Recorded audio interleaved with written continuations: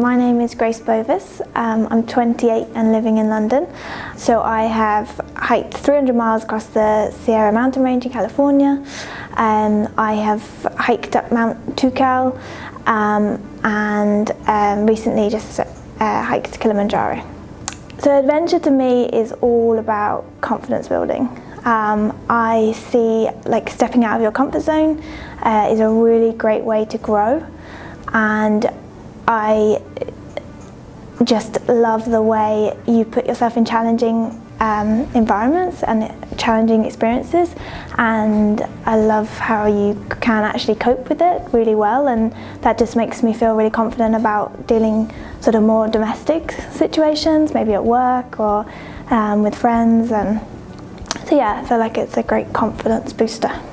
So my best has got to be my first, which is the 300-mile hike across California, because it was the boldest and I had no idea what I was doing, and it was just kind of very pure adventure. I just sort of set off with my sleeping bag and my tent and a bit of food and walked until it got dark, and then I would just set up my tent anywhere and then pack it up again the next morning and then set off again. It was also kind of terrifying parts of it because I was so new to it. There was also bears around, which actually nothing to worry about. They were actually more scared of me than I was of them, but seeing my first bear in the wild was, yeah, mildly terrifying. But as I got into it, it's quite nice length, so it took me 3.5 weeks, which meant kind of really settled into the kind of rhythm and the routine of it.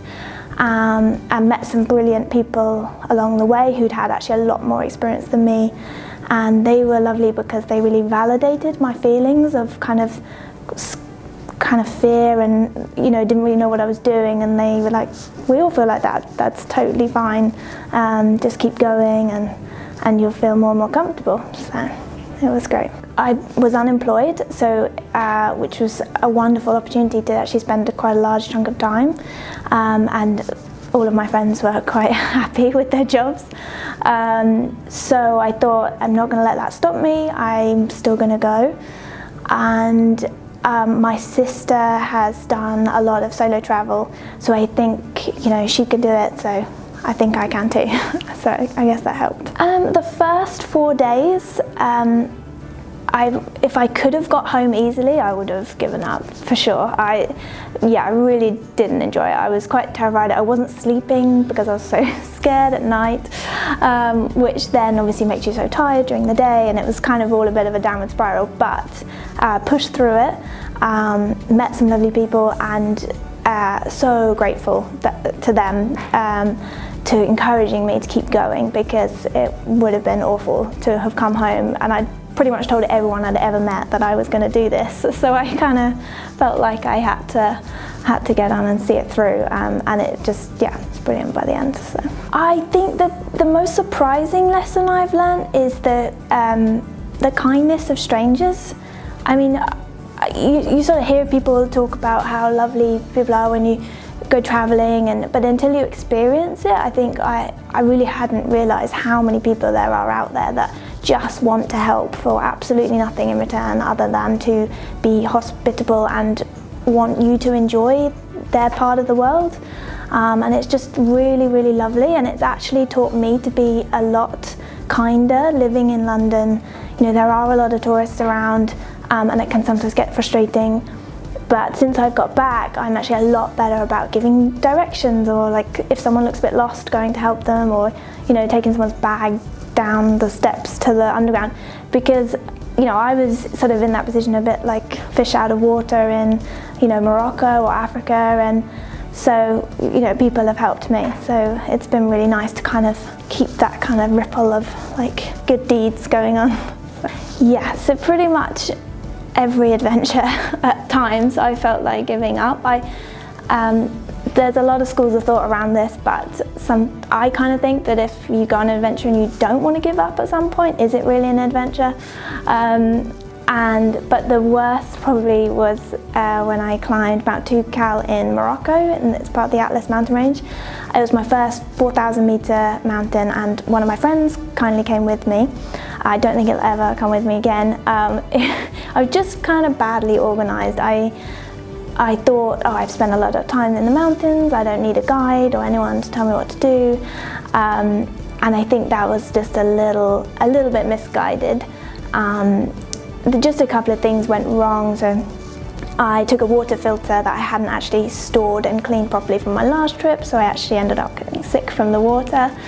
And my lovely friend took my bag for me, but we had about 2 kilometers until we got to the base camp, and I just had to walk. I could only walk about 100 meters and then sit down again, like feel sorry for myself, and then get up, walk a bit further. There were no roads or cars. It was either get on a donkey or keep walking, and the donkeys looked like I had enough to worry about. So yeah, that was kind of a bit foolhardy maybe.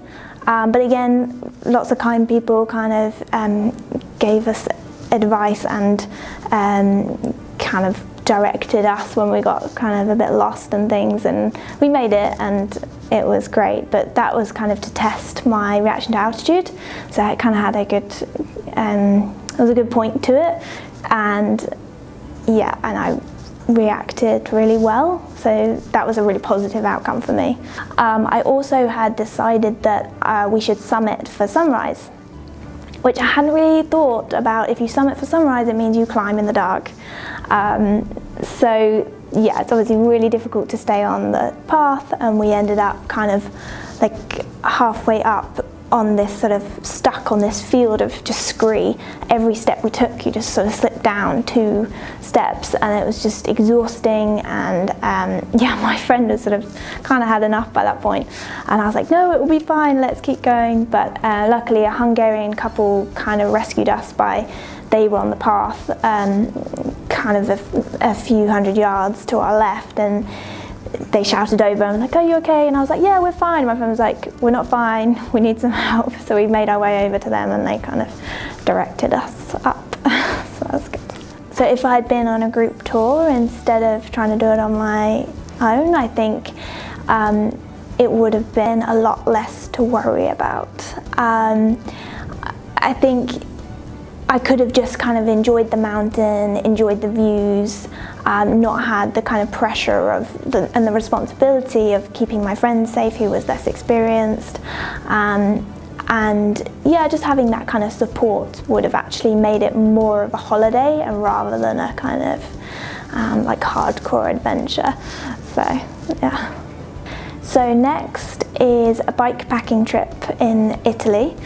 So I've convinced my boyfriend to come with me. It will be his first experience of wild camping, so we'll see how that goes. And we're going to just hire a couple of mountain bikes and strap a tent to them and sleeping bag, some food and a change of clothes, and then set off around this.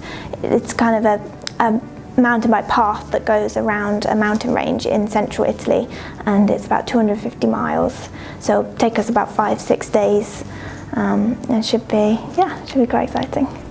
So I've actually been inspired by a huge number of women in the adventure community through a podcast called Tough Girl Podcast, and it's run by this lovely woman called Sarah Williams, who I've had the pleasure of meeting a couple of times just through kind of going to kind of women in adventure events, like there's an expo and things like that.